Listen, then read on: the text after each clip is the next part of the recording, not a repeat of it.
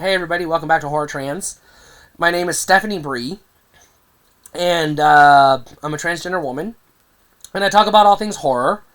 And today I'm talking about the horror movie from just a few years ago, and I believe it was Blumhouse. Relatively recent, called Truth or Dare. I'm going to be very careful not to spoil anything because there is a twist in this movie, and the plot is actually really compelling and interesting.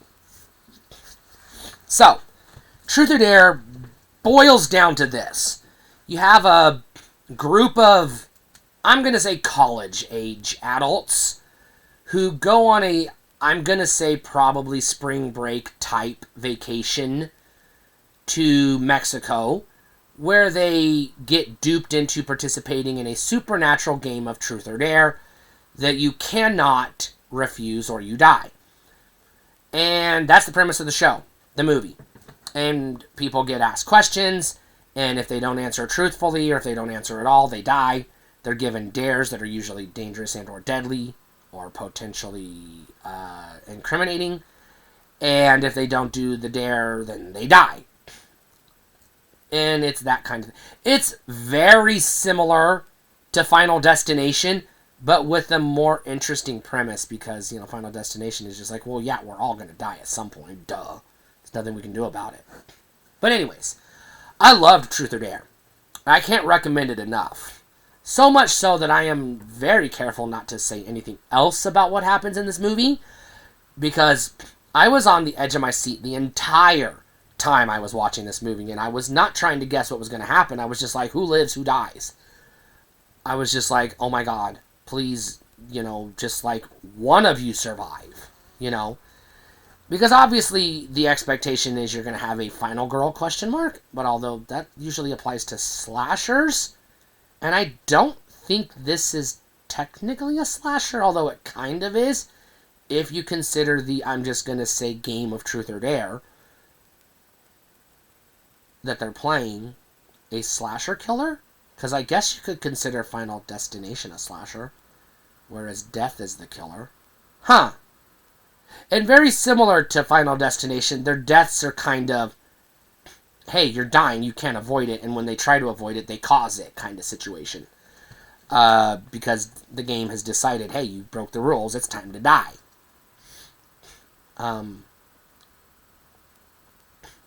Interesting cast of characters.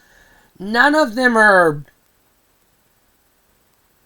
incredibly compelling. They're pretty superficial. You're not rooting for them to die. They're not like total assholes, but you're also like, I don't care which one of you lives. I just want to see who lives so I can get on with my life. Kind of situation. The one you assume to live is probably the one that's going to make it, probably. Again, I'm avoiding spoilers. But some of the ones that don't make it might be ones you assumed would. So, you know, it does play with your expectations just a little bit. It has some pretty generic kills now that I think about it.